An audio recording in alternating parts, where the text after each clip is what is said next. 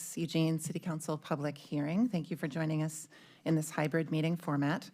Anyone wishing to access the meeting can do so by watching the live stream available on our website, the broadcast on Comcast Channel 21, or by following the instructions listed for this meeting on the public webcasts and meetings materials page of the City of Eugene website. There are 5 public hearings on tonight's agenda. Please note that members of the public who sign up to testify may speak only on the topic that is the subject of the stated hearing. For those wishing to testify during a public hearing, please fill out a request to speak form available on the city's public webcasts and meeting materials webpage. And these requests to speak forms are also used to generate the order of speakers and correctly enter speakers' names into the public record. We will accept requests to speak forms until 5:35 p.m. As a reminder, Council's meeting rules of conduct apply to all attendees, both in the chambers and in the lobby, and include no flags, signs, loud or disruptive language, noise, or conduct that obstructs the business of the council. Please keep the room quiet and respectful for all speakers, and you are welcome to wave your hands in silent support. Additionally, we encourage all those who are ill or who have close contact with others who are ill to join this meeting remotely rather than in person. We also encourage attendees to spread out within the meeting space or to wear a mask if you would feel comfortable doing so, and we have some available in the lobby if you need one. In case of a medical emergency, an automated external defibrillator, an AED, is located on the counter behind staff to your left on the west side of this room. And in case of emergency evacuation, the emergency exit doors are through the double doors located at the back of the room and the double doors near the front. The doors to the patio can also be used as needed.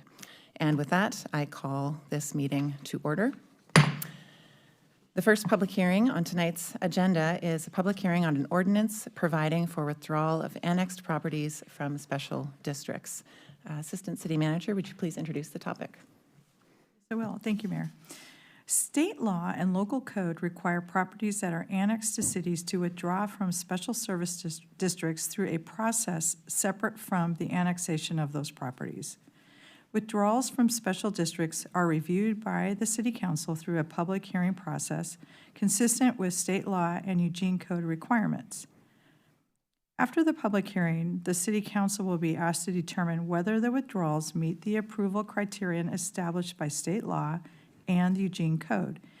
The only approval criterion is that the city shall determine whether the withdrawal is in the best interest of the city. Eugene Code, Section 9.7835. Withdrawals of recently annexed property from special districts are routinely batch processed on an annual basis. If they are not approved, the withdrawal does not become effective until July 1, 2027, which would keep the properties on the tax roll of service districts that no longer provide service to the property. This is the first step in a 2-step process that includes the public hearing followed by the city council action. No action is required at this time. Options will be provided at the time of city council action, which is scheduled for February 9th, 2026. Thank you, Assistant City Manager. I now open the public hearing. Staff, can you please share a list of the names of speakers on screen and announce the first speakers? Thank you, Mayor. We have no speakers for this first topic. Thank you, staff. With no speakers this evening, I now close the public hearing. Are there any questions or comments from City Council?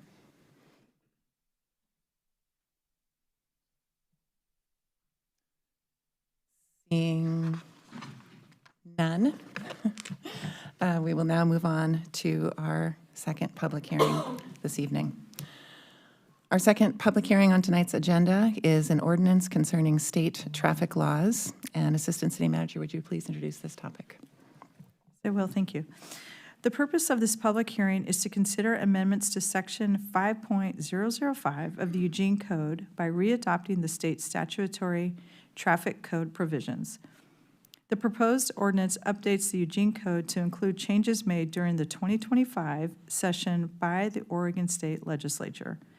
Because 2025 legislative changes have already gone into effect, the ordinance provide for an immediate effective date so that the traffic laws that went into effect on January 1, 2025 or before can be prosecuted in the Eugene Municipal Court.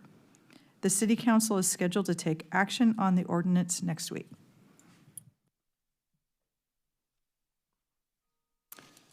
Thank you, staff. I now open the public hearing, and Chair Sharosa, will you please share a list of speakers on the screen and announce first speakers? Thank you, Mayor. We have no speakers for this second topic. Thank you very much. Given that we have no speakers, I now close this public hearing. Are there any questions or comments from City Council? Yes, Councilor Keating. Thank you. I just wanted to declare I had an ex parte conversation. It was an informational conversation with Judge Gill about this topic that was highly informative, but I wanted to just be transparent about that conversation.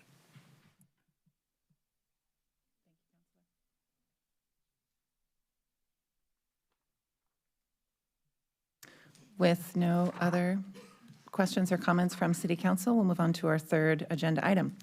And our third item on tonight's agenda is our third public hearing, which is regarding an ordinance concerning elections. And Assistant City Manager, would you please introduce this topic? Thank you. The last substantive update to the city's election code was in 2008. Since then, key legislative changes have been made at the state level, resulting in a need to review and make administrative updates to the Eugene Code in order to maintain alignment. The proposed ordinance would align Eugene Code with state statutes and Oregon administrative rules, as well as provide clarity on certain city recorder processes. Thank you. I now open the public hearing. Staff, can you please share a list of speakers on screen and announce the first speakers? Thank you, Mayor. No speakers for this third topic. Thank you very much. I now close the public hearing. Are there any questions or comments from City Council? Seeing none, we will move on to our fourth agenda item and fourth public hearing this evening.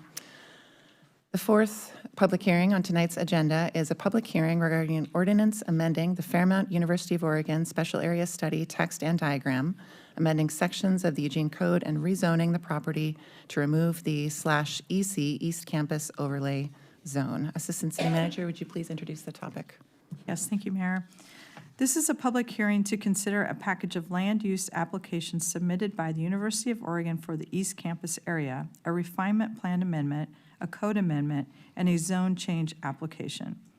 This package of applications would amend the Fairmont University of Oregon Special Area Study, the Eugene Land Use Code, and zoning of properties in the East Campus area to align with recent updates to the East Campus Area Plan and the university's Next Generation Housing Development Plan. Tonight is a public hearing only, and deliberations are scheduled for February 9th. Thank you.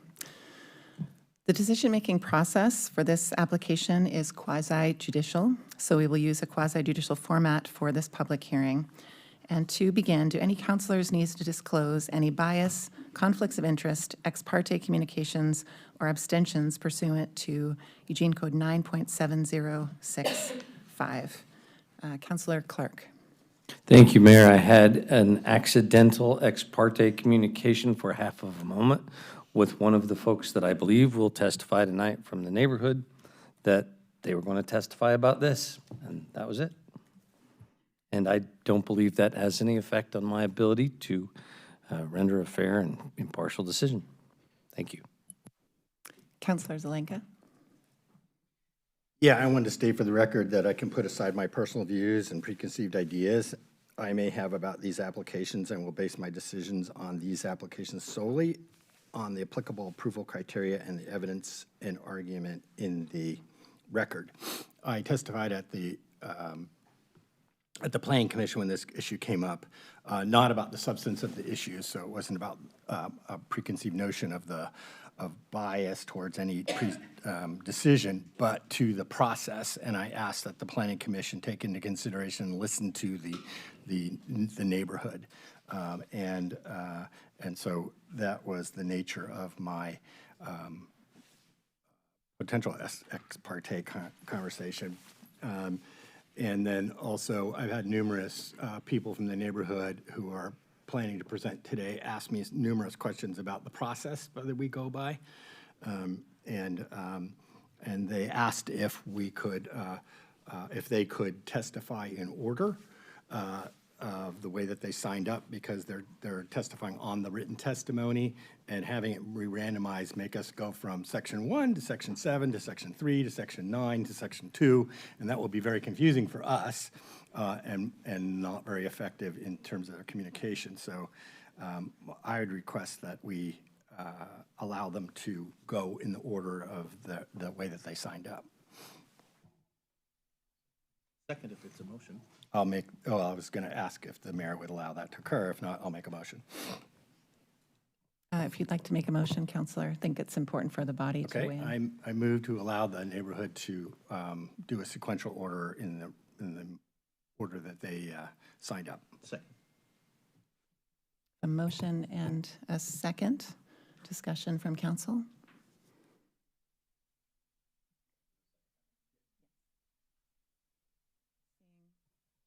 Counselor Kaczynski? Well, we'll have discussion from council. Counselor Kaczynski? I know that the randomized order went in a while ago, and that's been consistent in public hearings and with public forum since that went in.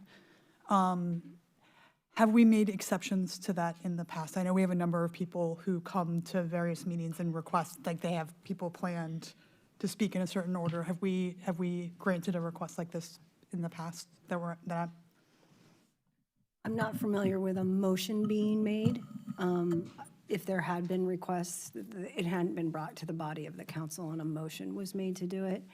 Oh, Katie's here. She can speak to it. Not in the 3 years that I've been here have we done something like what is being requested.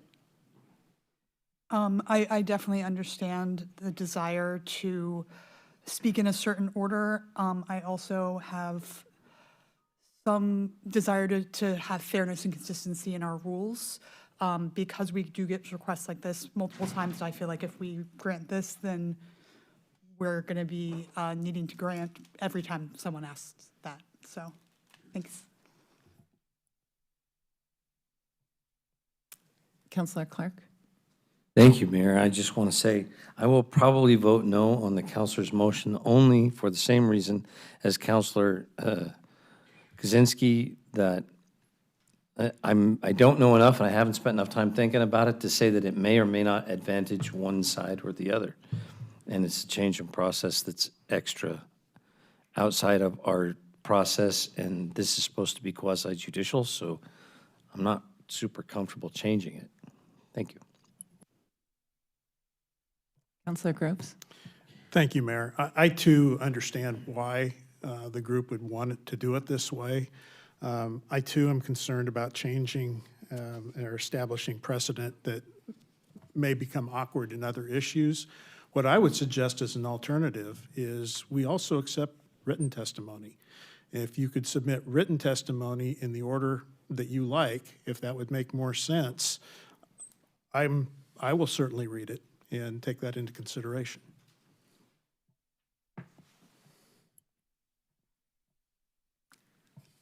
Counselor Keating?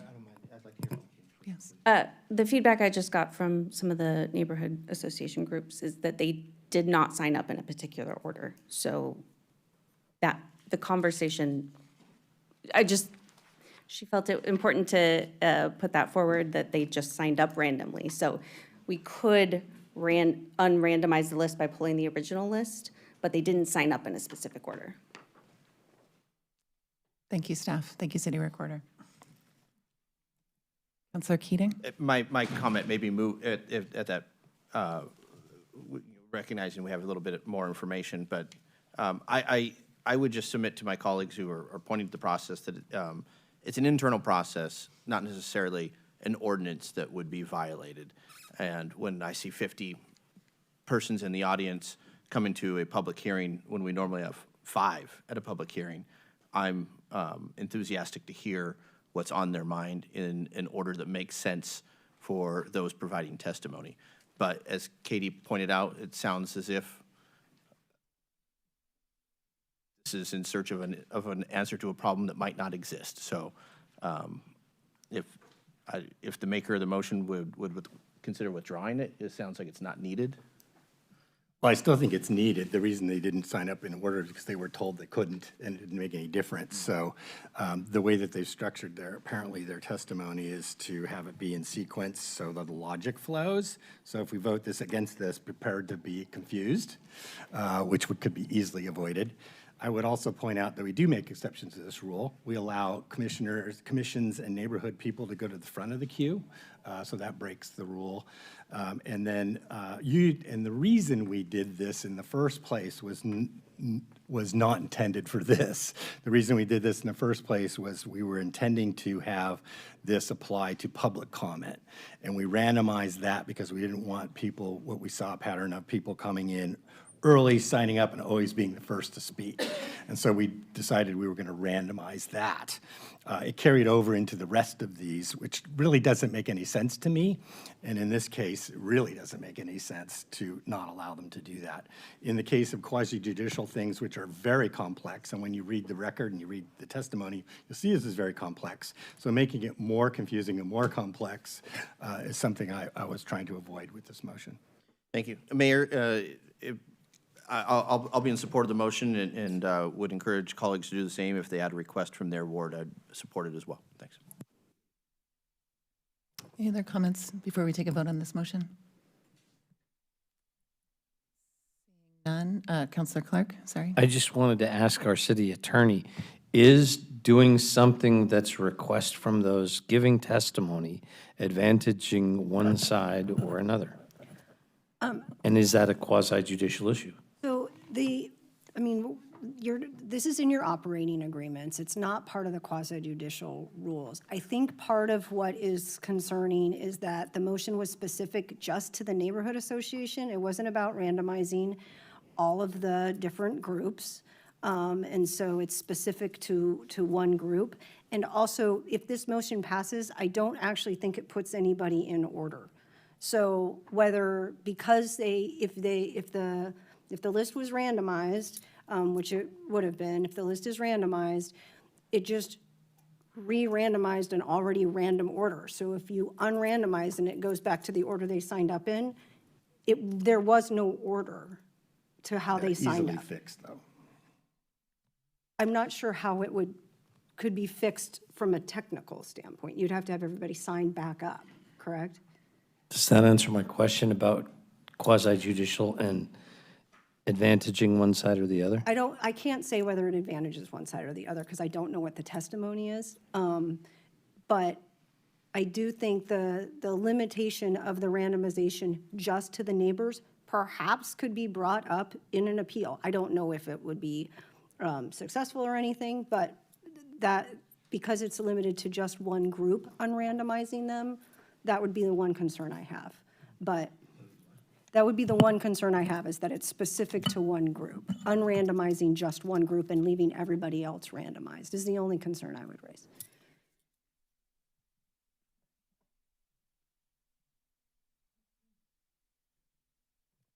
Seeing no other discussion from council, I'll now take a vote for this motion. Councilors, please enter your votes into tallies in front of you.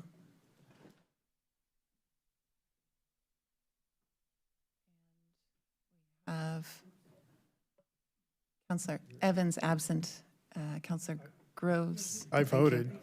Oh, And so we have two votes in favor and 5 votes against, and the motion fails. We also had a queue of discussion of ex parte contact, and Councilor Groves, I had you third in the queue behind Councilor Zelenka. thank you, Mayor. I rethought it over, and the conversation I had did not pertain to this. We have a lot of conversations. Very true. Councilor Krasinski, same. Thank you very much. And I will just offer for the record that a couple of hours ago, Councilor Zelenka asked me about the discussion of process that we just had and sequence of order for this hearing, and that seems moot at this point. I just wanted to offer that I was asked for an opinion about that process.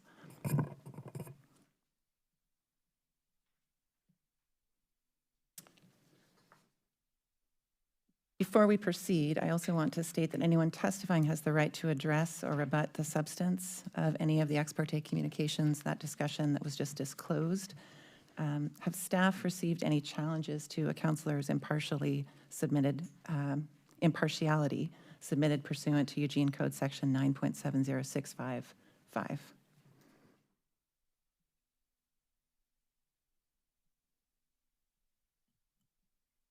No. Thank you, staff. Testimony presented at this public hearing should be directed towards the applicable approval criteria and other criteria that the speaker believes apply to the decision. The applicable approval criteria for this proposed refinement plan amendment, code amendment, and zone change are located in Eugene Code Sections 9.8424, 9.8065, and 9.8865, respectively. The full text of those code sections are available in the findings attached to the AIS for this public hearing. The failure of anyone to raise an issue accompanied by statements or evidence sufficient to afford the City Council and parties an opportunity to respond will preclude appeals on that issue. For quasi-judicial proceedings, once the public hearing is opened, speakers are called in the following order. First, the applicant, followed by those in support of the proposal. Second, those with a neutral position. And third, those opposed to the proposal. We ask that each speaker begin their testimony by confirming whether they are in support of, neutral to, or opposed to this refinement plan amendment, code amendment, and zone change request. Because this is a quasi-judicial land use hearing where the applicant bears the burden of showing that the proposed refinement plan amendment, code amendment, and zone change comply with the applicable approval criteria in the Eugene Code, the applicant may speak for up to 10 minutes. Everyone else who wishes to speak will be limited to the typical speaking time of 2.5 minutes. If you would like to receive further notice of proceedings related to these applications, please provide your name and mailing address along with your testimony, or provide your name and mailing address to staff, the contact staff identified in the agenda item summary for this public hearing. And I now open the public hearing. We are joined by the applicant's representatives, Colin MacArthur and Michael Griffel. The applicant's representatives have a total of 10 minutes to speak on behalf of the applicant, and I will leave it to you to divide that time amongst yourselves.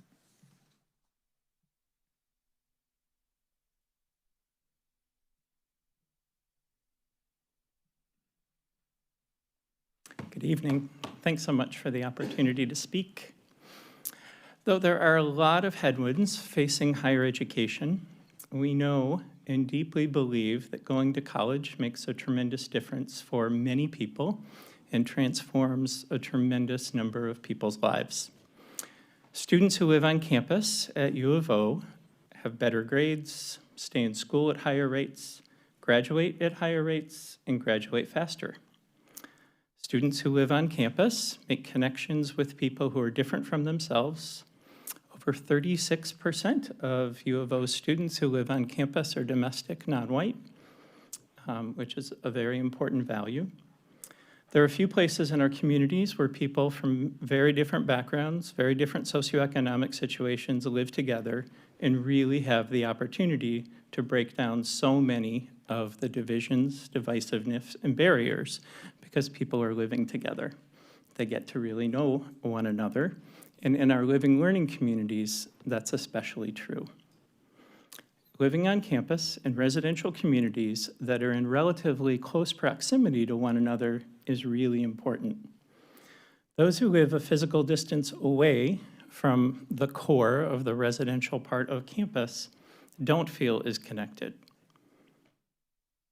As the university very slowly and incrementally grows, the East Campus area is the area where the campus is planned to grow for 60 or 70 years.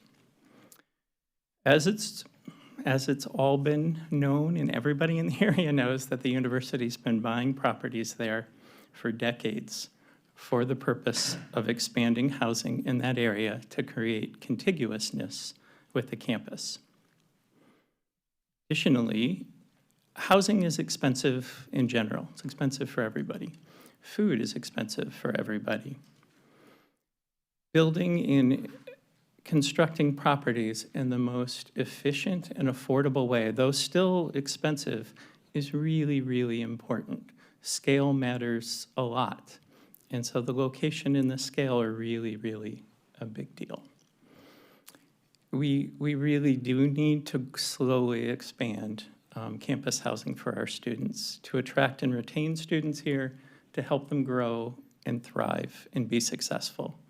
And we need to do it in a way that's efficient and affordable and thoughtful.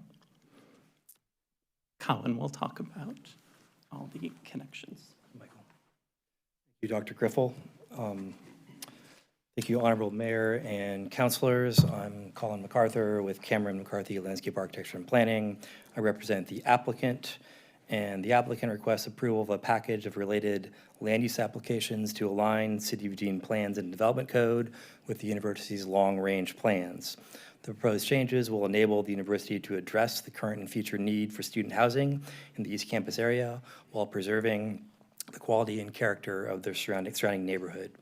The proposal follows a 2-year planning process in which the university prepared a long-range housing plan and updated its internal plans and policies to meet the need for new housing. As part of this process, they identified necessary updates to city code to implement the housing plan. As Dr. Griffel mentioned, the university has long established the East Campus area for future student housing. Beginning in the 60s, the university began purchasing land in the East Campus area for institutional expansion. In 1982, the City of Eugene adopted the Fairmount Special Area Study as the neighborhood refinement plan. The neighborhood plan was intended to be updated every 10 years. And I'll note that the plan's use section specifically notes that changes in conditions require reconsideration of policies. The plan at that point contained a development policy for the East Campus area. Although the plan has been amended several times, it still maintains the same objectives relative to East Campus: to provide for the expansion of institutional facilities, to provide a variety of housing options for university students, all without diminishing the quality or character of the neighborhood. In 2003, having maximized development potential in this area, the university amended the 1982 policy to allow for institutional development. Those policies were codified in the East Campus Overlay Zone and an amended neighborhood plan land use diagram. Then in 2023, approximately 20 years later, the university began a process to update its development policy to allow for more residential communities. That process culminated in the development of the Next Generation Housing Development Plan. The plan is a long-range plan to accommodate student growth, to provide all first-year housing on the east side of campus, and to provide more on-campus graduate, student, and family housing. The plan explores housing solutions that advance equity, sustainability, community, and student success. In 2024, the housing plan informed updates to the East Campus Plan and the campus plan itself. Those policy changes now inform and direct the need for updates to the East Campus Overlay Zone and the neighborhood plan. As part of preparing these plans, the process included extensive public engagement opportunities, including 9 meetings with the university's campus planning committee, focus group meetings with the Fairmount Neighborhood Association, attendance at regular neighborhood association meetings, summer and other events with both the Fairmount neighbors and the South University neighbors, 2 community small group sessions with businesses and neighbors, and 4 public house events held on campus, 2 of which were student-focused and 2 of which were community-focused.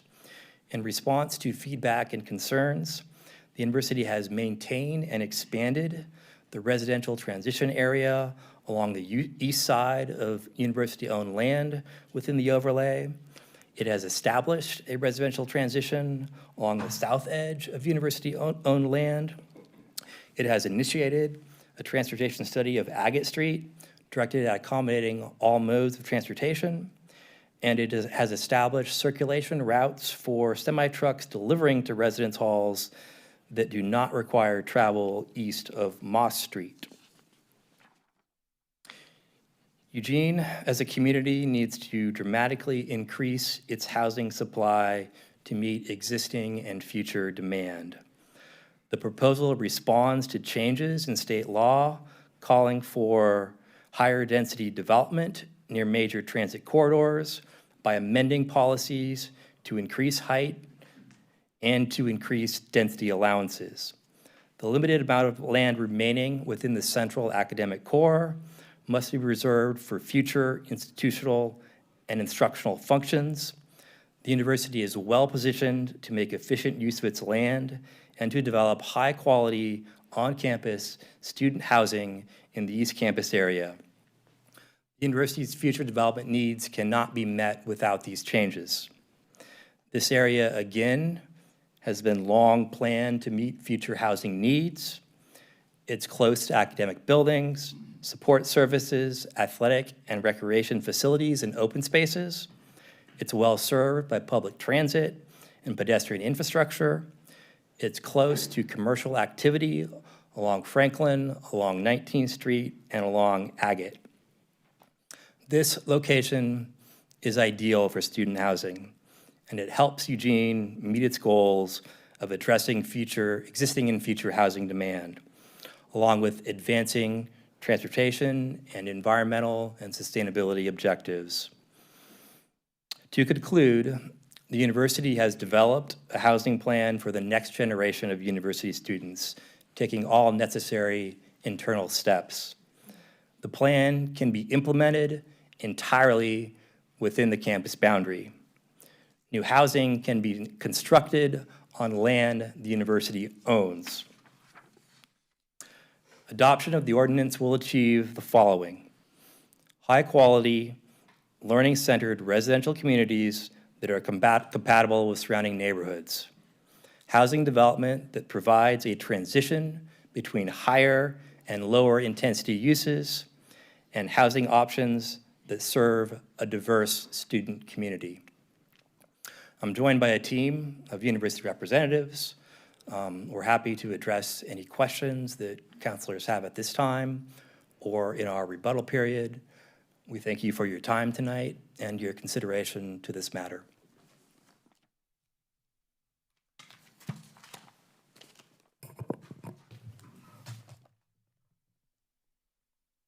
Cherish, do we have any interested parties asking to speak this evening?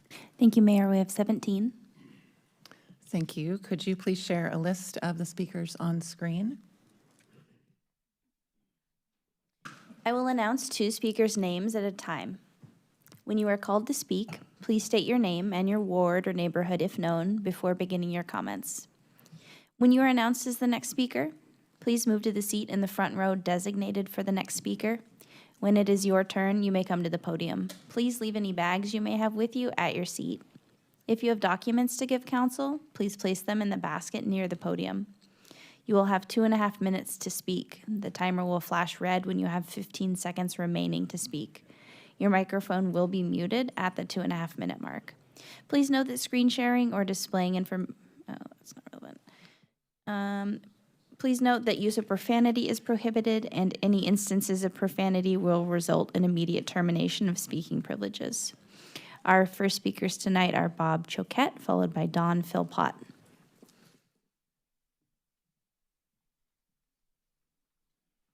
Good evening. I'm Bob Choquette. Thank you for the opportunity to comment in support of the amendment to City Code related to the East Campus area of the University of Oregon. I'm here in my capacity as chair of the University of Oregon Campus Planning Committee. The CPC's mission is to advise the U of O president on long-range campus developments regarding buildings, landscaping, and transportation policy. I support the proposed land use changes related to East Campus, as they will accommodate the current and future needs of on-campus student housing in the area. On-campus housing improves student performance, reduces academic costs, adds to the overall housing supply, and intentionally connects and engages students with the university. The university has long identified the East Campus area for future student housing. The proximity to transit and commercial activity along Franklin Boulevard makes this an ideal location for on-campus student housing, and the proposed changes will allow the university to realize the vision established in the Next Generation Housing Development Plan to support student success and make efficient use of limited university land. The proposed land use changes are critical to increasing the housing supply on campus and within the community. It's my pleasure to endorse the approval of this application. Thank you. Thank you, Bob. Don Philpott is not our next speaker. He is actually in the other group. So our next speaker is Talik Lopez Duboff, followed by David Morgan.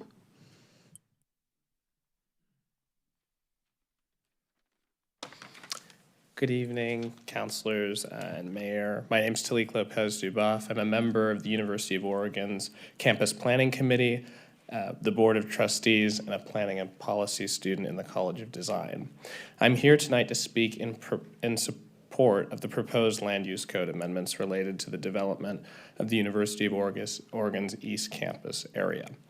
The amendment is necessary to allow Phase 2 of the Residence Hall project and future identified in the university's next generation housing development plan to move forward. This shows just how the university and the city can work together. Allowing on-campus student housing delivers clear benefits to students who live on campus. They perform better academically, face lower overall costs, and are more intentionally connected to the university's community. Expanding on East Campus housing capacity also relieves pressure on the Eugene's broader housing market by reducing competition for off-campus rentals. The university needs new residence halls to support the future of incremental growth, particularly for first-year students. These new facilities allow first-year students to live near one another, strengthening academic and social connections at a critical point in their college experience. Importantly, this proposal is not sudden or speculative. The university has been planning for development in the East Campus area for many years.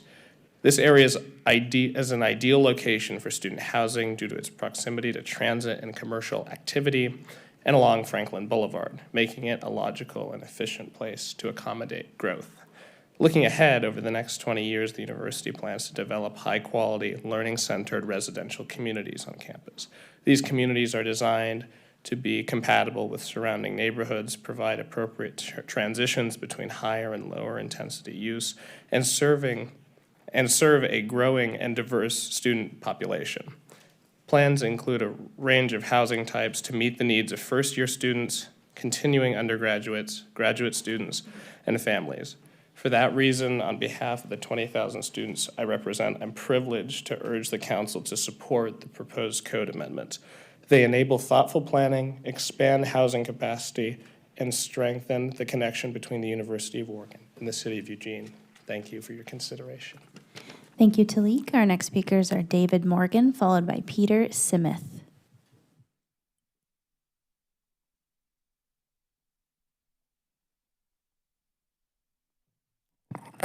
Councilors, mayors, mayor, my name is David Mitherton Morgan, and I also serve on the Board of Trustees of the University of Oregon. And I'm here to support the ordinance before you for three main reasons. The first is that it should come as no shock that Eugene is facing a shortage of housing.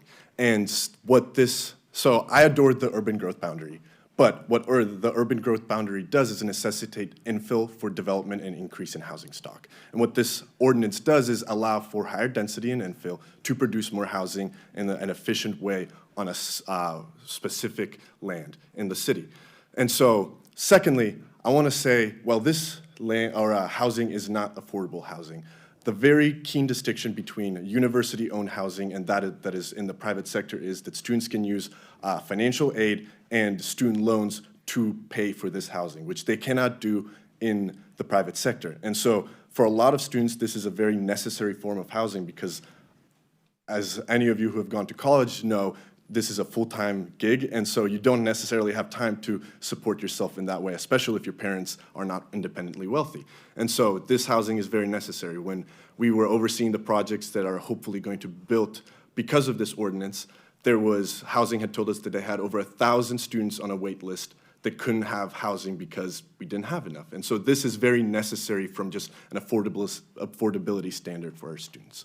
And finally, I want to talk about how the University of Oregon is one of the best positioned institutions in this city to build this housing.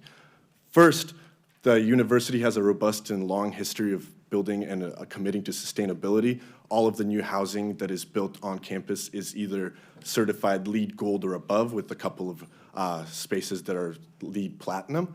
And as I, who have also worked in housing capital construction, which is the department that builds a lot of these residence halls, have seen, we are also partnering with OSU to be on the frontier of housing construction, such as mass timber.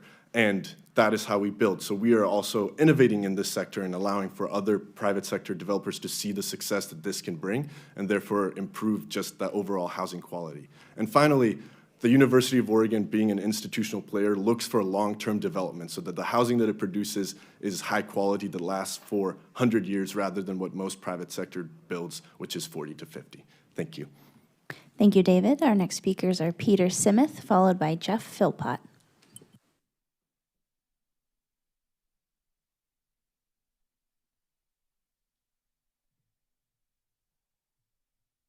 Good evening, everyone. Mayor Knutson, City Council. Thank you for your opportunity to speak tonight. My name is Peter Simith. I live at 1505 Orchard Street and am in support of the Fairmount rezoning that is 1 block from my home. I want to start by talking about the demographics of our neighborhood. According to the American Community Survey, 87% of the census tract is under the age of 25. That is 8 in every 9 people who live in our neighborhood. When you hear the people from my neighborhood speak tonight, would you say that 87% of us are under the age of 25? When I talk to young people who live in our community, the top 2 issues people mention are 1, the climate crisis, and 2, the housing crisis. This proposal helps young people by directly addressing both of these issues. It increases the supply of housing and builds those homes in an amazing place to walk, bike, and bus. Because I live here, I can walk 1 block to a grocery store, 2 blocks to the MX, and 3 blocks to school. What a perfect and wonderful place to build more homes. I know student housing isn't always the most politically popular form of housing, and I want to address that concern directly. Currently, I have classmates that are living and driving from single-family homes in Caoyung, Friendly, Southwest Eugene, Washburn, and Thurston. They are driving to school every day, increasing congestion on our roads, and competing for homes that other members in our community could live in. My classmates want to live closer to the university, but there isn't enough housing. I recognize some neighbors may be concerned with the character of the neighborhood changing. Change is scary, and there will be no easy solutions to our housing crisis. Every choice will have impacts, and there might be more traffic after this development is built. But quite frankly, I think it is more important that my generation gets to have a home. And this development would build those homes exactly where we need it. I ask the council to please think of the young people in our community and vote to build more homes. Thank you. Thank you, Peter. Our next speakers are Jeff Philpott, followed by Dawn Philpott.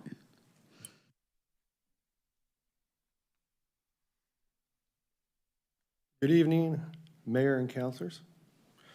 My name is Jeff Philpott. I live at 1684 East 23rd Avenue in the Fairmount neighborhood. I am co-chair of the Fairmount Neighbors Association, speaking on behalf of the FNA board tonight. The FNA generally supports the University of Oregon's housing goals. We recognize the need for the university to grow and do not oppose additional student housing or increased density in the East Campus area. Many of us chose to live in Fairmount because of its character, and we value the university as part of the neighborhood fabric. However, we strongly oppose the sweeping amendments proposed to the Fairmount University Area Refinement Plan. Before you is not a limited or technical update, but a substantial rewrite initiated by the university without a legitimate opportunity for meaningful neighborhood review or input. The applicant's materials and the city staff report characterize these changes as narrow, supported by community engagement, and consistent with the refinement plan's goals of neighborhood compatibility and impact mitigation. That characterization is not supported by the record. Taken together, these proposals would dismantle the refinement plan's purpose, goals, and policies. They would allow high-impact development with no required impact assessments, mitigation obligations, public review opportunities, or requirement to address failing and unsafe public streets.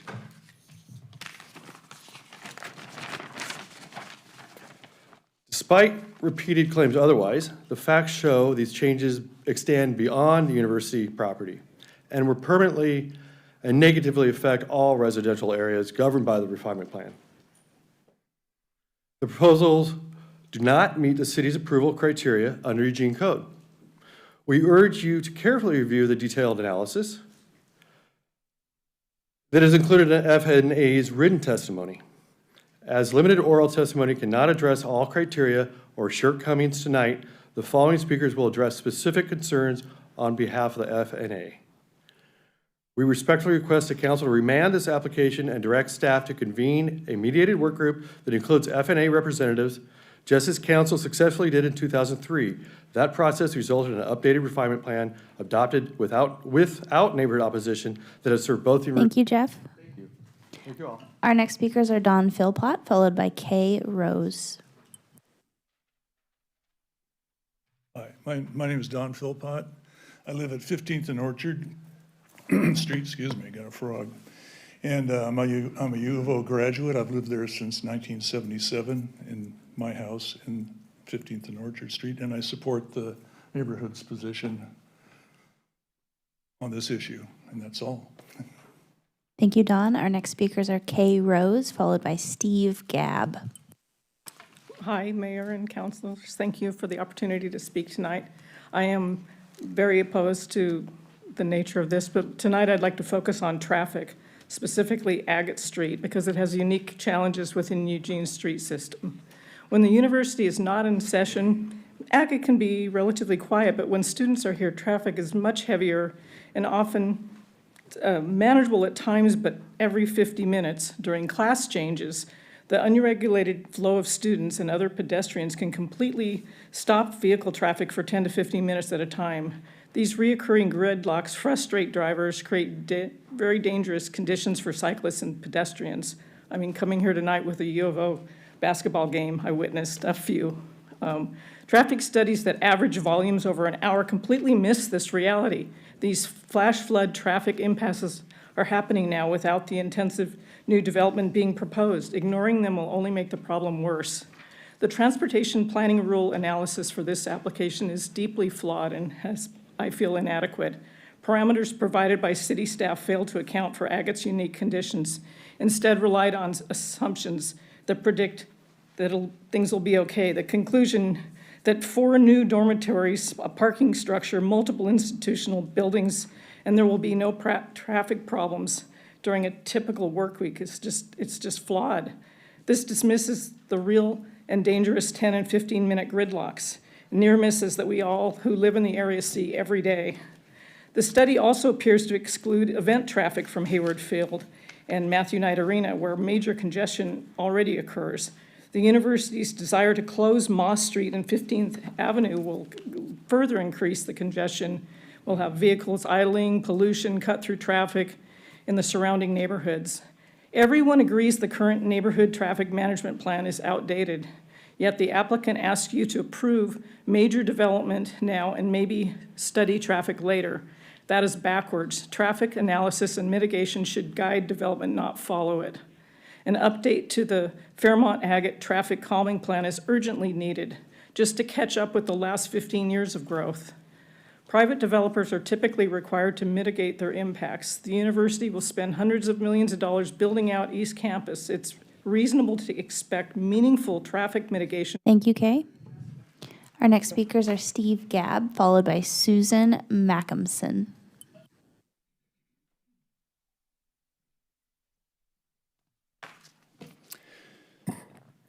Steve Gabb, 1818 Villard, speaking on behalf of Fairmont Neighborhood Association. We're opposed to the ordinance. I'm frustrated, and I'll be direct. The application is full of errors and misleading claims, and the process is fatally flawed to this point. You can change that. But I agreed to focus my remarks on the proposed refinement plan and code changes for the LHDR-LI transition zone. For over a year, our neighborhood was effectively ghosted by our counselor. We later learned it was because he had been told he couldn't talk with us about these proposals. That's simply wrong. I tried to follow the university's internal process, but was repeatedly dropped from mailing lists. When we finally got the head and assistant planner's attention last summer, we were told that the dorm behind us, right behind us, was already designed and couldn't really change much. They showed us sketches with some articulation on the south edge, presumably to make us feel better, but they wouldn't let us keep or photograph those because they were preliminary, of course. We asked the Planning Commission to slow down long enough to understand what they were approving. They didn't. Several commissioners admitted the proposal was too complicated, and yet they approved it. Today, we were prevented from presenting a 3D model to show you what was happening on our block. That's wrong. It's an exhibit that immediately reveals the critical errors and misrepresentations in the applicant's materials. We were told there was no way to enter it into the record. Photos don't do it justice, but the model is outside. I ask that the model be entered into the record. The East Campus area has evolved for over 20 years with a clear structure. Intensive university development near campus, single-family homes along Villard and 19th as the graceful edge, and a transition zone meant to buffer the two. This proposal makes a mockery of that concept. Buried in hundreds of pages is the potential for a 375-foot long, 85-foot high wall in the transition area. One corner is within 20 feet of R1 homes, not the 75 feet their language even claims. Residence halls were explicitly prohibited in this area for one reason: they're fundamentally incompatible in a transition buffer zone. Our model's outside. I'll stay after the hearing to answer questions. Thank you. Thank you, Steve. Our next speakers are Susan Mackinson, followed by Mary Jakwa. Good evening. My name is Susan Mackinson, and I live at 1848 Orchard Street. I'm speaking on behalf of the Fairmont neighbors. While the university repeatedly states that their application and city staff have reiterated that the proposed refinement plan code amendments are limited to university-owned properties within the East Campus plan, this is not the case. Their proposals would change the refinement plan affecting all low-density residential properties in this area. The applicant proposes to amend the refinement plan diagram map 6 by redesigning the low-density residential, or L, areas to R for residential.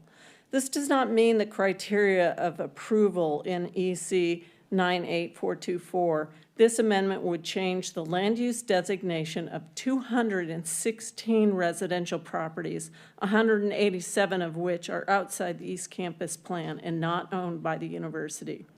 First, the council cannot find proposal consistent with the adopted comprehensive plan as required in EC 98424.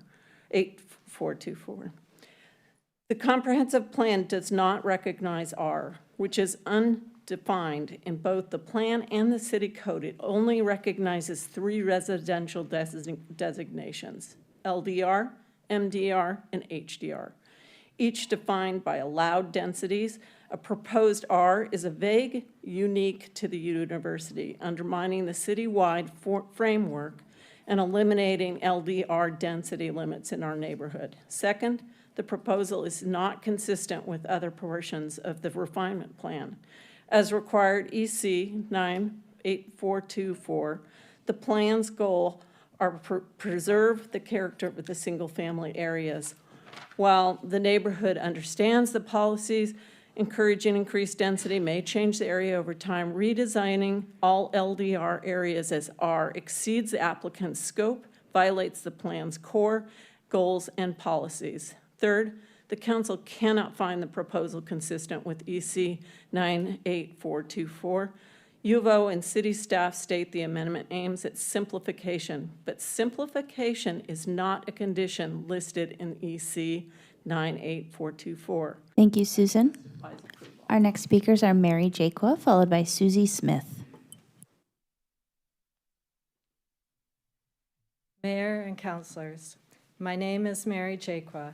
I've lived at 1755 Orchard Street since 1989. I'm here to ask the council to recognize that the scope and complexity of these proposed amendments, combined with serious shortcomings in the review process, warrant more time and careful consideration by council before final action is taken. 4 of the 5 planning commissioners present at their deliberations stated on the record that the issues were too complex and that they relied on the staff report. 1 commissioner abstained from voting because the materials were overwhelming and difficult to evaluate. Unfortunately, the staff report itself largely restated the applicant's narrative rather than providing a critical analysis against the approval criteria.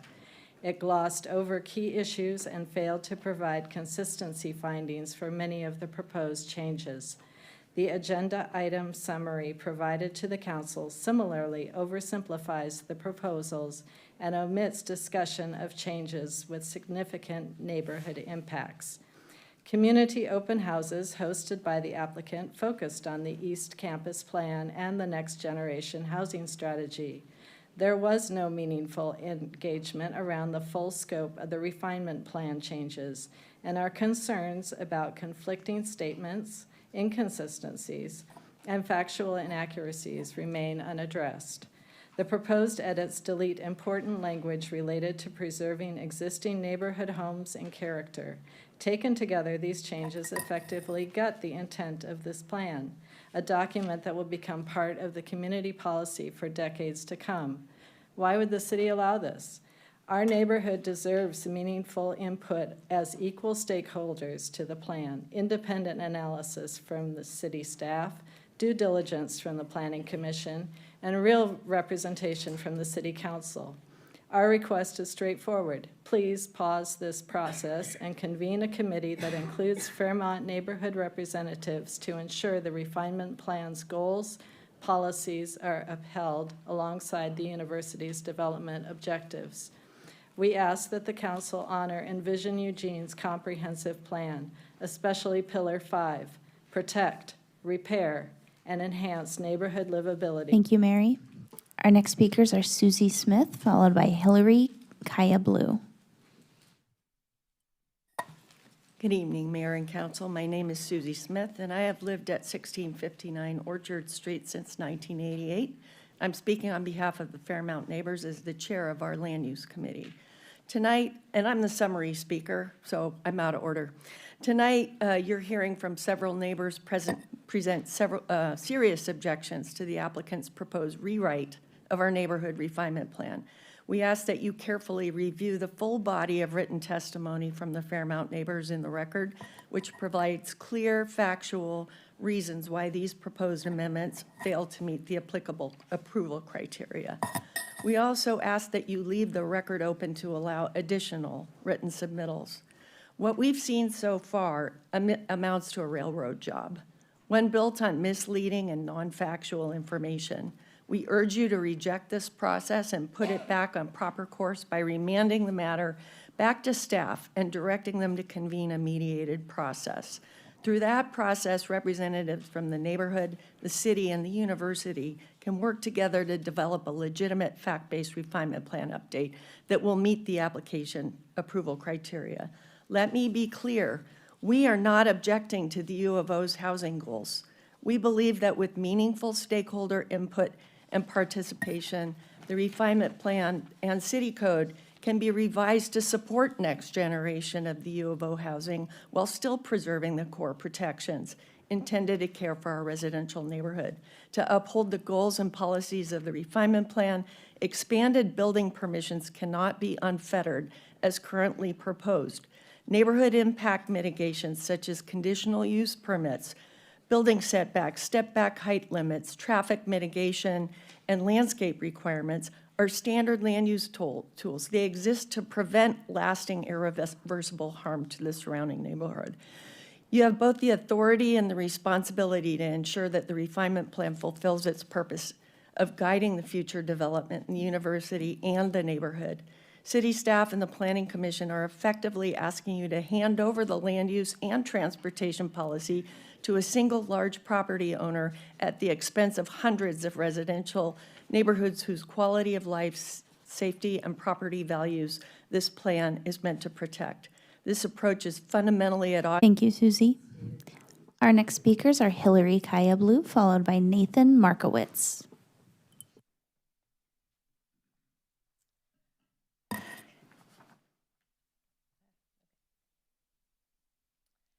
Hello, councilors.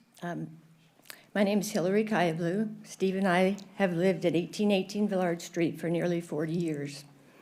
Our home is in the East Campus plan area, right next to where the applicant's proposed refinement plan and code amendments would allow a massive dormitory. The refinement plan and code amendments violate so many sections of the Eugene City Code, it would take all my time to read them. So please take the time to read the written testimony from the Fairmount Neighborhood Association for important legal citations. The proposed amendments also ignore policies 1, 2, 4, 5, and 6 of the East Campus Overlay Zone and directly conflict with Envision Eugene Planning Pillar 5 and several statewide planning goals. Despite this, the applicant would like you to believe they are simply making a few minor changes to heights and seeking permission to build a dorm. The refinement plan and East Campus Overlay Zones established this area for less intensive uses, creating a transition between high-intensity university uses like 7-story dorms and our adjacent single-family residential area. The refinement plan and East Campus Overlay, oh, I already did that, sorry. The proposal would eliminate these longstanding community policies and allow intense development with major negative neighborhood impacts without any meaningful land use review to address those impacts. The applicant's polished, colorful renderings and elevation drawings shown at a very small scale are deeply misleading and do not convey the true scale of what is proposed. So we built a scale model of our block so you could have an honest deliberation, but we were not allowed to bring it and we have been told that there's no way we can share it with you. It's so frustrating. We are desperately trying to communicate with our elected officials, but are being barred from talking to you and showing you important information before you make such a devastating decision. Please help us. Thank you, Hillary. Our next speakers are Nathan Markowitz, followed by Susan Jakubowski. Counselor, thank you for your time and your service. I stand in opposition to the sweeping changes. My name is Nathan Markowitz, and I'm a 30-year resident of Fairmount Neighborhood, and this is my first testimony before council. My wife and I are fortunate to be the current caretakers of the historic Susan B. Campbell home built by Campbell Church in 1926 as part of the original Treetops estate. I also serve as Board Historic Committee Chair. Fairmount has one of Eugene's few remaining concentrations of historic structures, including the grand houses of Washburn and McMorran, along with other historic structures dating from the earliest parts of last century up through the historic mid-modern architecture. Originally a separate city for early residents to escape the summer heat, we enjoy numerous city parks, including the jewel of Hendricks Park. We also have the terrific University of Oregon as our neighborhood, and we clearly understand their need to build on-campus housing for their student population. Indeed, I personally lived on campus all 4 years of my undergraduate education in the Midwest. Nonetheless, unlike the collaboration between the neighborhood and the university in past negotiations, this application to expand institutional uses through vast amendments has largely ignored the neighbors' concerns. While arguing that the amendments and city code changes will preserve the character of the neighborhood, their current request torpedoes the previous extensive agreements with the neighborhood negotiated in good faith many years ago to preserve the character of Fairmount. As a member also of the City of Eugene Historic Review Board, I find this approach concerning. I respectfully request that the City Council defer approval of all requested changes and send the matter back to the neighborhood and the University of Oregon to work out in good faith an agreement which considers both parties' concerns. We need to preserve a part of the past to help us understand where we are today and to plan for the future in a responsible fashion. Councilors, please do not approve these requests as written. We have enough conflict nationally. Let us bring collaboration to our great city. Thank you. Thank you, Nathan. Our next speakers are Susan Jakubowski, followed by John Borofsky. My name, I think I'm a little short. My name is Sue Jakubowski, and I live at 2018 Orchard Street and have since 1987. I speak tonight as opposed to this ordinance as a longtime resident of the Fairmount neighborhood who has been involved for more than 25 years in the major land use planning decisions that affect our community. It is deeply frustrating and frankly unbelievable that I have to be here again. Repeat the same history. Time and again, the university has attempted to push forward major development by eliminating the policies that require them to address neighborhood impacts. And time and again, it has taken neighborhood outrage before the city council or costly appeals to LUBA just to ensure our issues are addressed. We are not opposed to development. We simply expect the city to apply standard land use regulations to assess and mitigate impacts. That should not be too much to ask of you. We have been here before. In the late 1990s and early 2000s, city staff proposed the Walnut Station mixed-use plan, which would have allowed high-rise development directly adjacent to the Fairmount neighborhood, very similar to what is now being proposed along Villard and 19th Streets. After neighbors spoke out, the city council sent staff back to the drawing board. The result was a collaborative plan with step-back building heights, landscaping, and other mitigation measures. That plan was adopted without opposition. We ask for the same thoughtful approach here. History repeated itself in 2003 when the university updated its East Campus plan and attempted to eliminate the substance of the refinement plan that requires meaningful transitions and mitigation between campus development and surrounding neighborhoods. Once again, it took a neighborhood uprising for city council to send it back and require a mediated work group. That process worked again. The refinement plan we have today was adopted without opposition. And then again in 2008, the same thing happened with the Matthew Knight Arena. We did not oppose the arena. We insisted that it required a conditional use permit to mitigate impacts, but the city didn't listen. Unfortunately, it took a successful appeal to LUBA to make that happen. Thank you, Susan. Our next speakers are John Borofsky, followed by David Wade.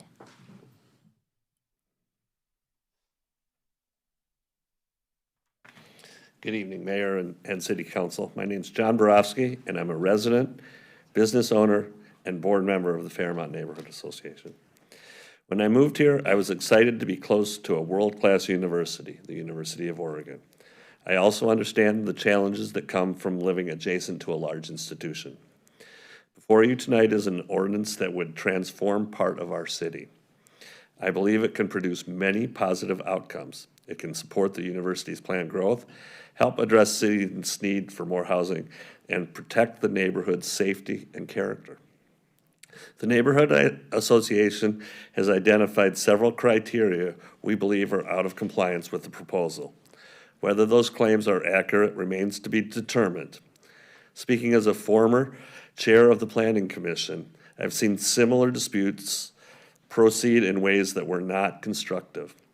This ordinance is passed, if this ordinance is passed without further coordination, the likely next step for any aggrieved party would be an appeal to the Land Use Board of Appeals.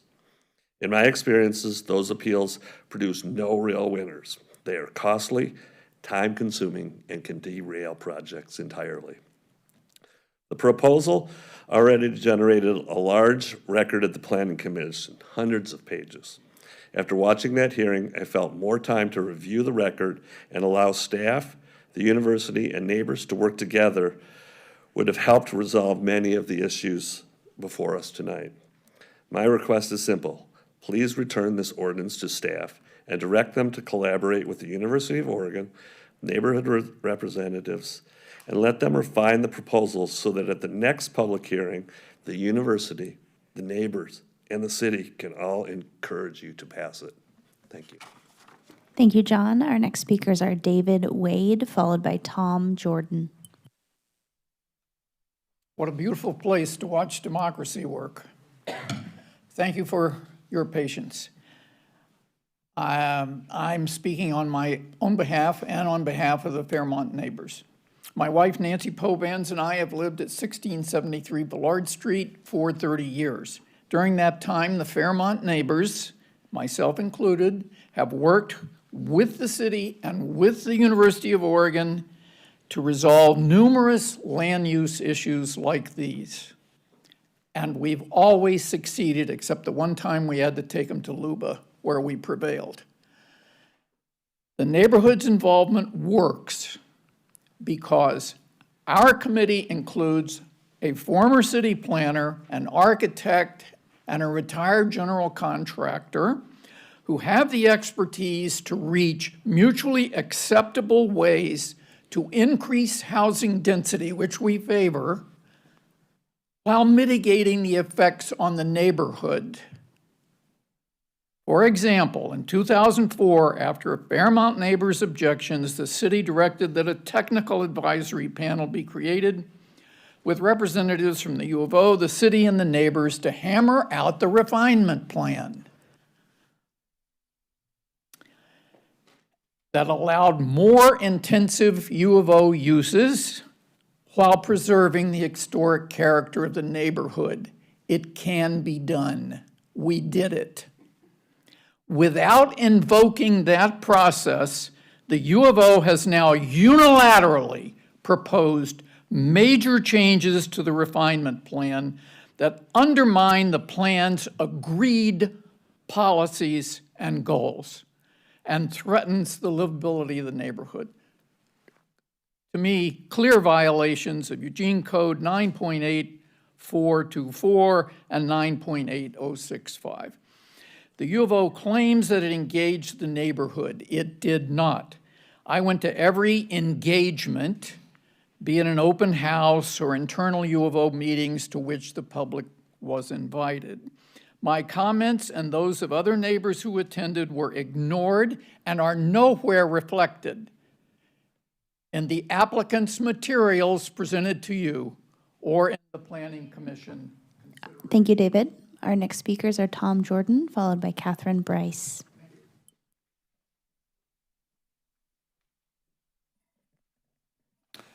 Good evening. My name is Tom Jordan, and I live at 2110 Fairmont Boulevard, and I'm speaking on behalf of the Fairmont Neighbors Board as chair of its Transportation Committee. Transportation and traffic impacts from the University of Oregon developments aren't new, but they're getting worse and demand immediate attention. The city's Fairmont Refinement Plan, last updated in 2004, recognized these impacts and required studies to maintain safe and functional streets. These studies are now outdated and no longer reflect current conditions or future development plans. Over the past 20 years, cumulative U of O development has dramatically changed and intensified traffic in this area. New residence halls, Hayward Field, Matthew Knight Arena, and continued East Campus expansion are examples. We're seeing increased traffic cutting through the Fairmont neighborhood. University-related truck traffic on neighborhood streets, damage to pavement and infrastructure, and inability for residents to park because there are no driveways. Yet no comprehensive assessment of how all this development affects the Fairmont neighborhood and how impacts will be mitigated has been required. The applicant's TPR analysis, performed by consultants beholden to the client's interests, is fundamentally flawed. It fails to measure existing cut-through traffic and misrepresents Agate Street's conditions. Mitigations that have been discussed, like raised platform intersections, will not improve traffic flow on Agate, which by city classification must function as a minor arterial. Instead, they will increase driver frustration, intensify unsafe pedestrian crossings, and push traffic into Villard, Orchard, and Walnut streets, directly violating statewide planning goal 12 and not meeting approval criteria EC 9.8424 and 9.8065. Let's get this together with the city, the university, and the Fairmont neighbors. Thank you. Thank you, Tom. Our next and final speaker is Catherine Bryce.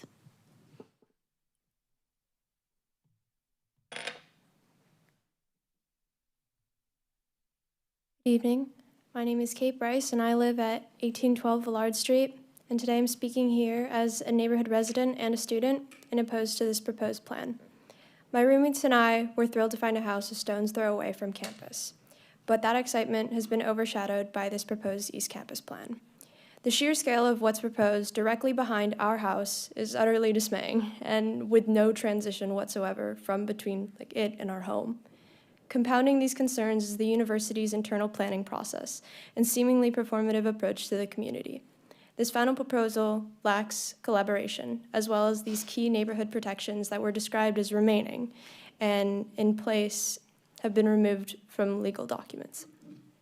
Because of this, I'm asking the city to pause this project and require a conditional use permit process, the same process that was used for Matthew Knight, resulting in traffic management plans and reduced impacts on the neighboring communities. Without any level of scrutiny, conditions would have been far worse. This East Campus proposal will increase traffic and parking pressures and altering the character and livability of this neighborhood, changes that deserve project-specific review. On the note of traffic concern, the problem lies in unpredictable traffic patterns. The proposed raised intersections on Agate might contribute to pedestrians proceeding without awareness, increasing frustration and reducing safety. By contrast, traffic signals indicating the turns of drivers, cyclists, and pedestrians and making intersections safer will make intersections safer and more efficient. The lights on Franklin Boulevard were installed by private developers protecting student tenants, and it's reasonable to expect that the university would meet the same standard for their students.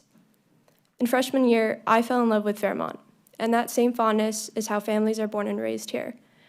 When you plan to build such a big structure without regard for surrounding communities, that charm begins to fade.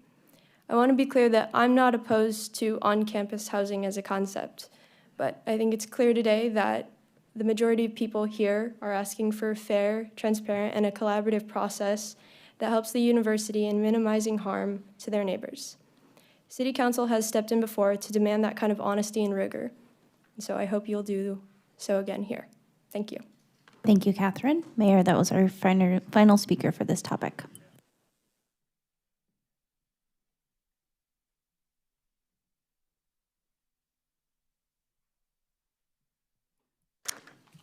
Thank you, Cherish. Is there a staff response? Thank you. Does the applicant wish to rebut any of the offered testimony? I'm sorry. Oh, thank you. Sorry, Jeff. I thought the answer was no. Sorry, Jeff Kepper, Principal Planner for Eugene's Planning Division. Sorry, I was hiding behind the pillar back there. One, I just want to recognize that we do have a request to hold the record open. We can talk about that a little bit later during these proceedings, but for that reason, staff will have an opportunity to provide you with a lot of answers in writing and respond to a lot of the great testimony that we've heard this evening. And so two things that I do just want to address really quickly. One is about the model, the really cool model that's outside. Sorry, I totally respect that, really neat. And we, upon planning staff finding out about that, we did talk to them and we are working with them to find a way to put that into the record. So just so you know, we'll let you know that'll probably end up in the council offices so that you can review it, and I think we'll have some photos and stuff in the record as well.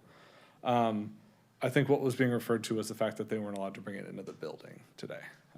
So just to clarify that, that will be part of the record. Second, in terms of process, as has been discussed kind of at length tonight, this is a quasi-judicial land use process. Unlike a lot of the legislative processes that you're all involved with us, things like middle housing, the CFET, climate-friendly equitable communities work, those changes to the land use code, where oftentimes it might be that, hey, this proposal doesn't work, Planning Commission, please go review this and bring us back something different. This is a specific proposal from an applicant. This isn't the city proposing these changes.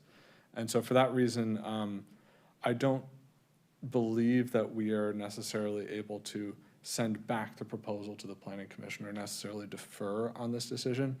Staff is planning to dig into that question a little bit more and also respond to that during the open record period. And with that, I just want to thank everyone for their testimony tonight. And say that there's a lot of great questions, and we'll be providing a detailed response. So thank you. Thank you, Jeff. Does the applicant wish to rebut any of the offered testimony or make a final statement this evening?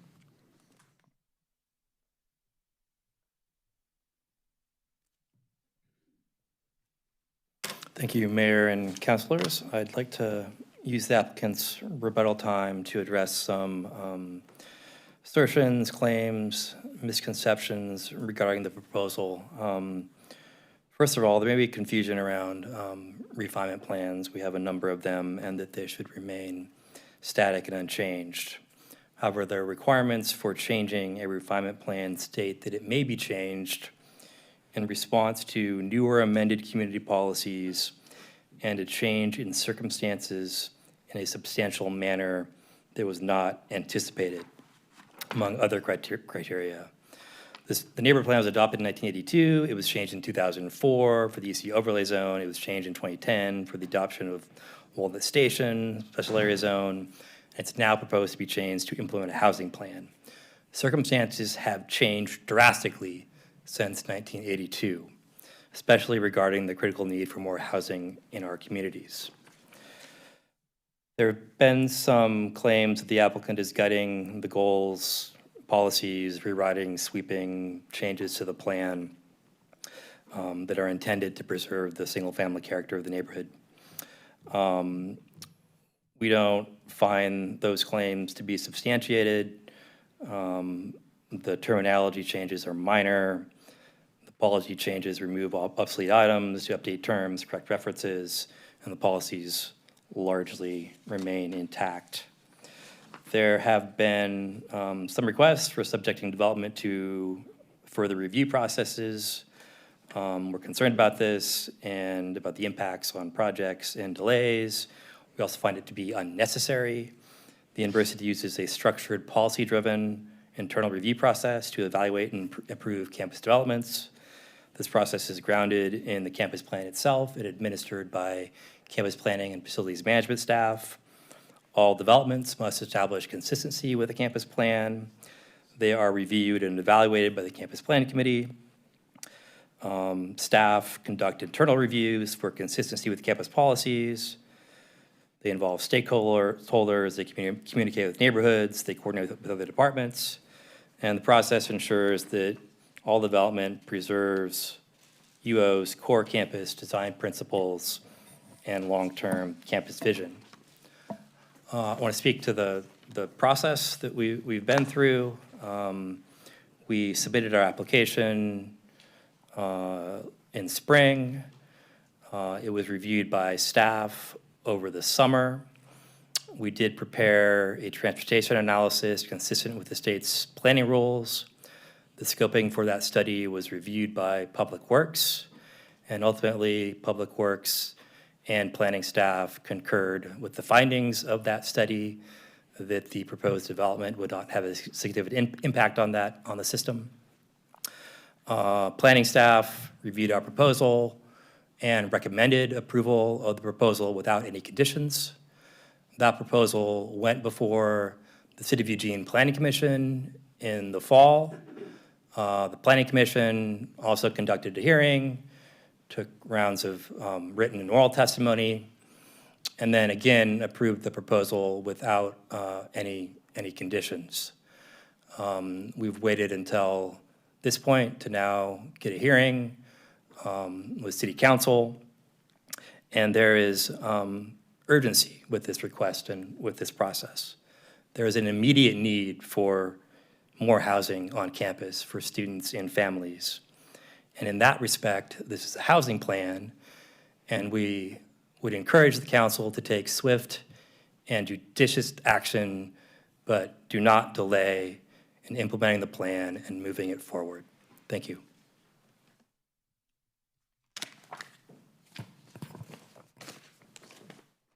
Thank you to staff and the applicant. Are there any questions that council would like to ask staff? I see Councilor Groves in the queue. Thank you, Mayor.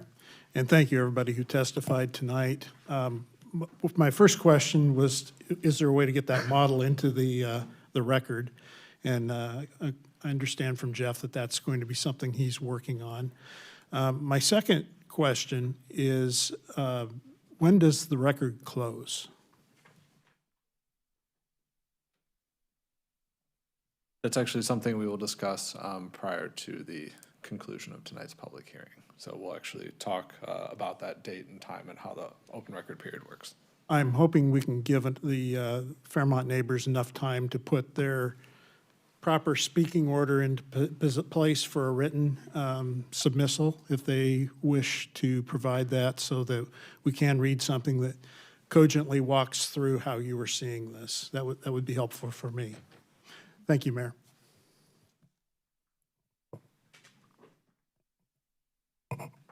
Any other questions from councilors? Councilor Zelenka. Yeah, impressive testimony tonight on both sides. Thank you for coming this evening. I hope the council will read the record in prep for our February 8th decision meeting. As I stated before, my testimony at the Planning Commission was to encourage them to be open to what the neighbors had to say and be open to their ideas, and I encourage all of us to do the same. It does change the refinement plan, as I've come to understand it, on the entire area around the University of Oregon in the Fairmont neighborhood. This is a very complex issue. One of the PCs actually voted no because they said it was too complex in the short time they had to be able to move this forward and to assess all the implications of the amendments. Yet the staff pressed forward. Others noted the complexity of the issue and said they're just going to rely on the staff work. I doubt you'll be able to point to, of what I've seen of it, a portion of the amendment that reflect the input of the neighborhood. I think that you'll see it's essentially just a cut and paste of what the UVO proposed, and doesn't include a lot of the concerns of the neighborhood. The problem with all of this is that this is deja vu all over again, as Yogi Berra said. Most recently, several years ago, people pointed out in the testimony today that UVO proposed the Matt Knight Arena. Then, as now, the neighbors' concerns were ignored, and that forced the neighborhood to spend their own money and their own time to appeal this to LUBA, and the result was the city lost and the UVO lost, and it was remanded back and overturned. And all the neighborhood's concerns were required to be taken into consideration. So I think we find ourselves in exactly the same circumstance. And this can be easily avoided. Again, the neighborhood's not opposing the amendments per se, nor the need for more housing. We can send this back for further consideration by the staff and the PC to work collaboratively with the neighborhood and the neighbors, as the council has done before on several occasions. And a no vote, by the way, would do exactly the same thing. There's no imminent deadline for this amendment to occur. So we can save everybody a lot of time, a lot of money, a lot of effort, and ask them to try again and bring back a plan that everybody can support and address the neighborhood concerns. Or we can ignore that and walk through that process again. So I encourage us to move forward in a thoughtful fashion. Question, when are we going to talk about the record being open? I didn't understand that, your answer. Sorry, thanks, I had to consult city attorney. So for the open record period, it's standard practice to have open record periods occur in 3 phases. And so what that means is that the first phase is a period where anybody can submit anything into the, or they can submit materials into the record. So things like the model can be brought into the record. The second period is a time when anyone can respond to those materials that have been in the record. And we have a whole document that we provide to everyone that outlines these rules. So this isn't the only time you'll hear it. And then the final phase is the applicant's rebuttal period. And so similar to tonight, like the applicant got to rebut, and they're not limited in time during the rebuttal. Similarly, at the end of this process, it's the applicant's right under state law that they get a rebuttal period. And so that's 3 phases. Our typical process is what we call a 7-7-7. So that's 7 days for the first period, 7 days for the second, and 7 days for the third. In doing so, that would We would need to change the scheduled action date, obviously, because that would take us right up to our action date of February 9th. It's likely that that would push the action date out to March 9th. I don't think that we can make the February 23rd city council meeting based on those factors. And so what staff does is we actually put online a one-pager that says, these are the dates you need to submit your testimony by this date, this time. This is what you can submit. And we provide that for the 3 phases of that open record period. So that would take us out a week from today, and then a week after that, and then a week after that. That's what the 777. I apologize. I'm not doing the math in my head right now for, it's January 27th. Maybe, yeah. It's the 20th. And the first open record period. Obviously, it's a very complicated issue, and given the complexity of it, I would hope that council would extend the open period, record open. There should, when you get to it, after you've had folks been able to comment, there will need to be a motion to extend the record and do all that. And I think you have that in your script. Okay. I was going to ask you, but thank you, City Attorney, for exactly that. Councilor Krasinski. Yes, thank you. I have kind of a technical question. I know that there are state laws that govern the processes that we have to use when approving housing development. Do dorms count as housing development? Or are they not considered housing? They're considered institutional use or something like that for the purposes of things like clear and objective standards? Thanks for the question, Councilor Krasinski. I'm going to get back to you on that, and as part of our open record period, I think I know the answer, but I want to make sure that I know the answer before I answer that. Thank you. Councilor Groves. Thank you, Mayor. Sorry for the second round, but a legal question. If we look at that model before it's entered into the record, does that create an ex parte contact and communication? Lauren's coming up. I will let her answer it. I was just going to be like, no, but I will let her answer. I mean, that is the answer. No.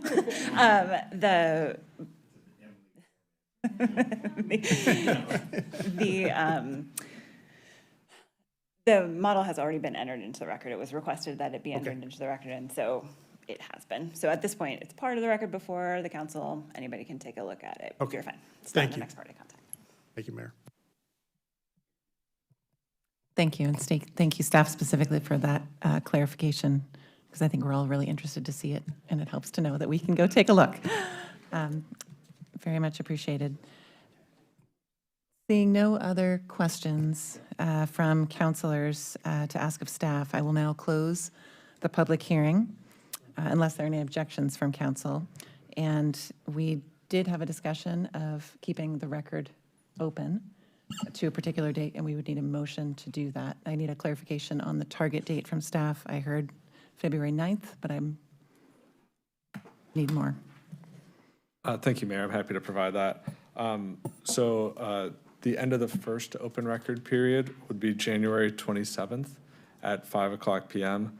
The end of the second open record period would be February 3rd at 5:00 p.m. And the end of the final open record period would be February 10th at 5:00 p.m. So I believe, based on discussion this evening, we would have a motion to extend the public record until February 10th at 5 p.m. So moved. If clarification.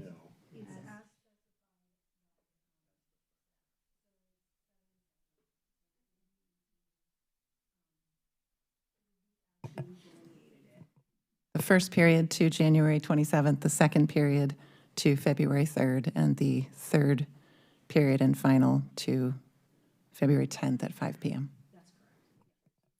So moved. And a second? Second. Thank you. Any further discussion from council? Seeing none, I'll take a vote for this motion.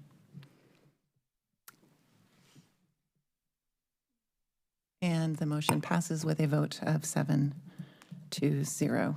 Thank you all very much.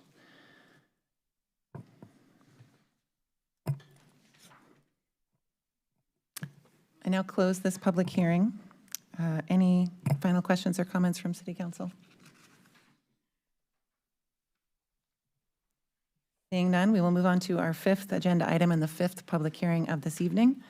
On tonight's agenda, a public hearing regarding unlawful transfer on vehicular portion of the right-of-way. Assistant City Manager, would you please introduce this topic? Thank you, Mayor. This item responds to a November 7th, 2024 City Council work session poll requesting strategies to reduce safety hazards related to exchanges of money or goods between vehicle occupants and pedestrians on public streets. The proposed ordinance discussed on September 17th, 2025 and October 27th, 2025 would prohibit the transfer of goods or money between pedestrians and a vehicle occupants while in travel lanes. After the September and October discussion, City Council voted to proceed to a public hearing on this item, and that's where we are tonight. Thank you. Thank you. I now open the public hearing, and staff, can you please share a list of the speakers on the screen and announce the first speakers?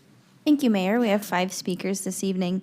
I will announce 2 speakers' names at a time. When you are called to speak, please state your name and your ward or neighborhood, if known, before beginning your comments.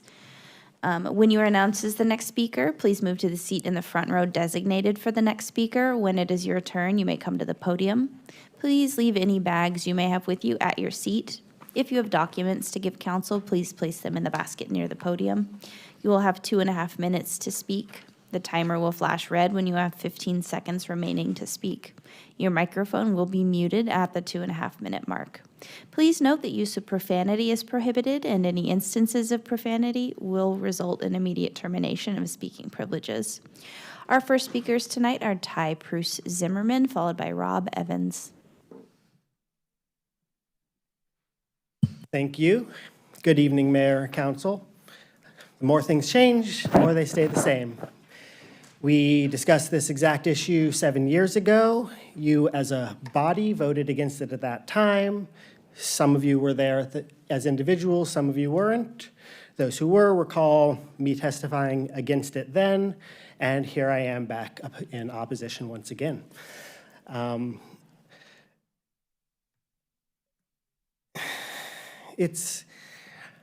had planned some thoughts and I'm blanking, sorry. I don't think anything about the context of this measure has changed since then. I think that all the relevant facts are the same, and I think that a no vote remains the ideal. I have no changes to my position, but we're here, so let's talk traffic safety some other time, because this is a public hearing and I can only speak to the topic at hand, which is not traffic safety. This is a panhandling ban. That is the only phrase used for it in any community conversation that's going on. Everyone understands it to be a ban on panhandling. The intent is to move people off of street corners by cutting off their source of funds. We can't directly ban panhandling, that would be unconstitutional, but we can use this approach to bypass that. So that is the conversation we are having. We need to be honest that that is the issue.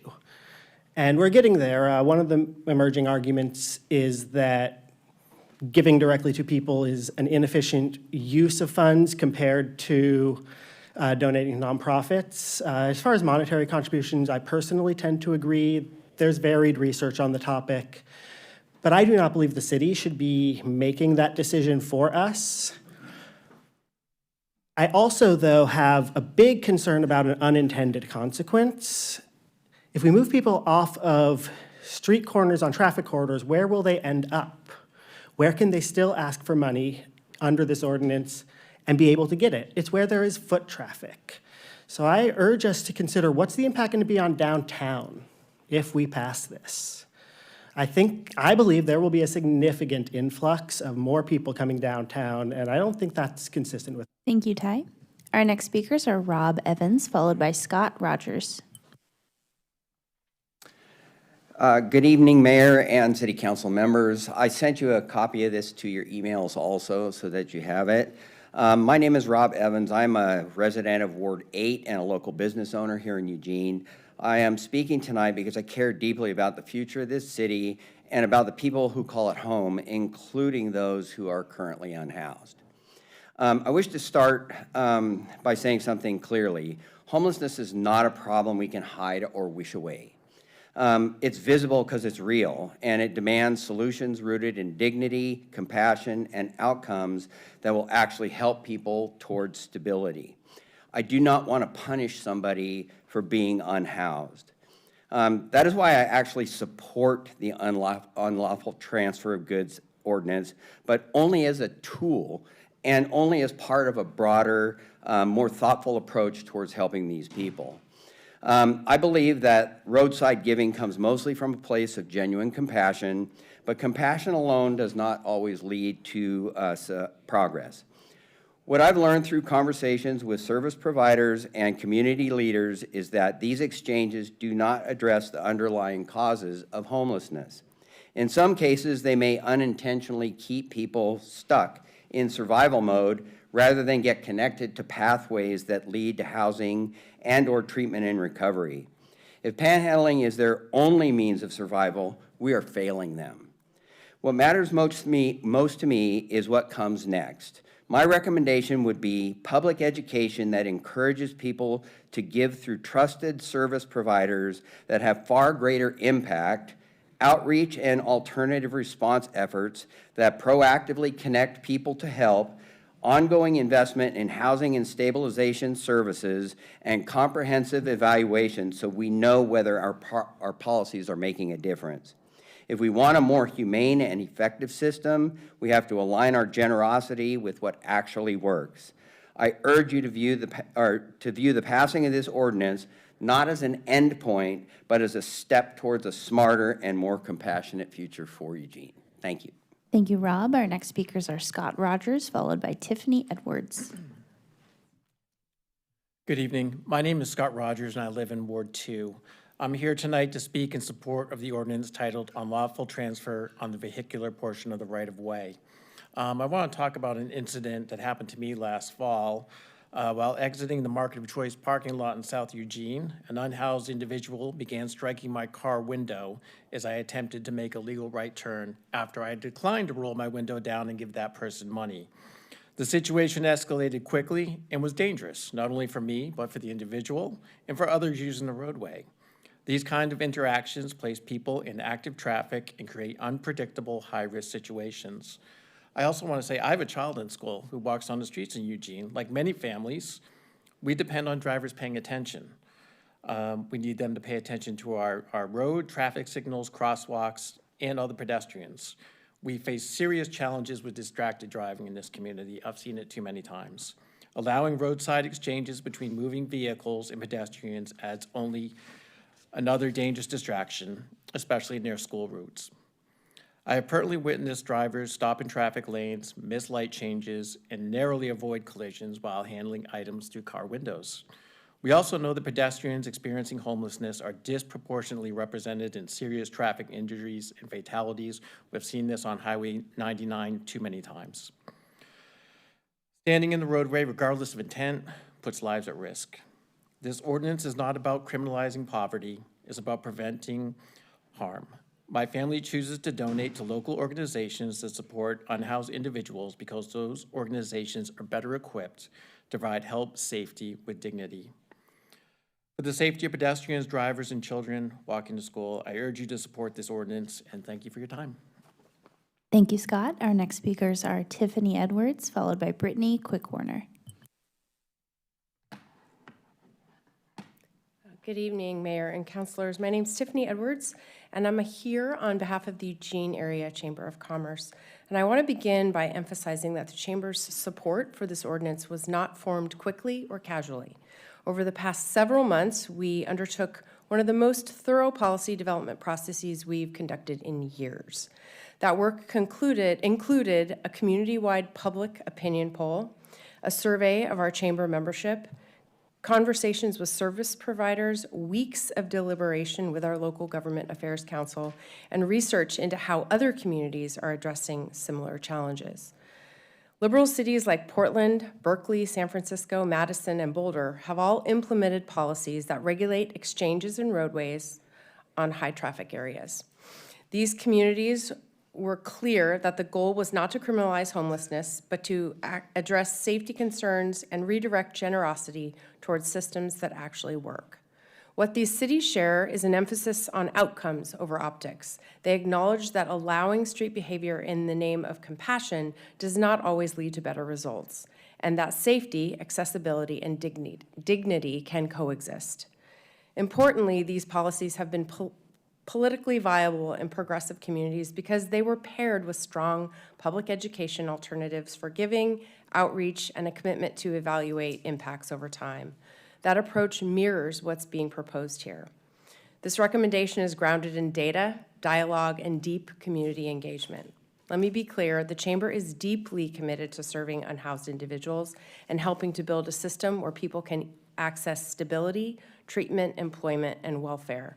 For that reason, we support this ordinance, but only as one tool and only if paired with complementary efforts that drive real outcomes.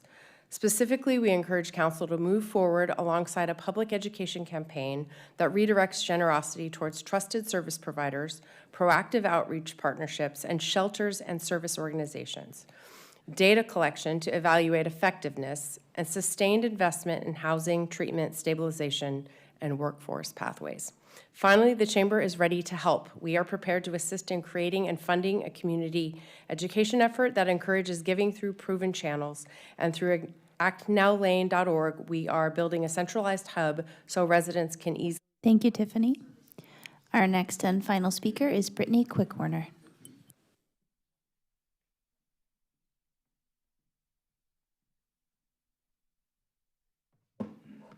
Good evening, Mayor and Councilors. Brittany Quickwarner, Eugene Area Chamber of Commerce in Ward 5.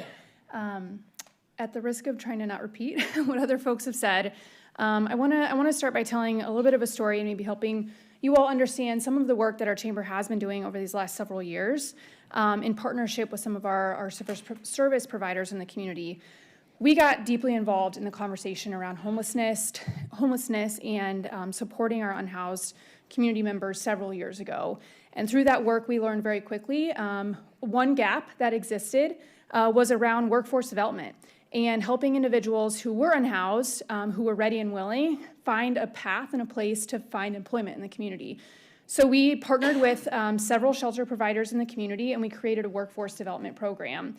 One of the individuals that actually KVL reached out and said they're doing a little documentary on, which is kind of cool. She started in the industrial sewing training program that we helped start with Viking Textiles. And then she went to the Food for Lane County warehouse training program and graduated from that program as well, and is now employed as a permanent employee at Food for Lane County.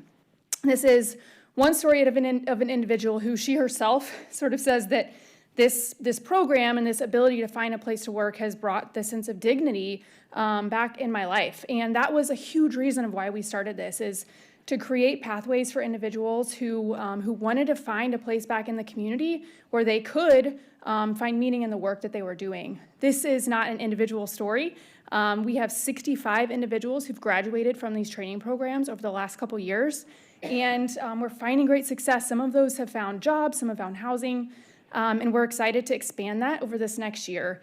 It's one story of an example of how we are not taking a position lightly. We spent a ton of time, like Tiffany said, coming to this position because it matters to us that we get this right as a community. It matters to us that we're supporting our service providers and that we are finding true and authentic ways to support individuals who need that stability.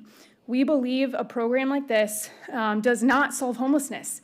It does address safety concerns, and it does provide an opportunity for the city to align their policies with the outcomes that they're trying to achieve. We are diverting some resources from the service providers that we know are doing work that is research and data-driven. We want to support this policy. We want Thank you, Brittany. public education. Thank you. Mayor, that was our final speaker. Thank you. I now close the public hearing. Are there any questions or comments from City Council?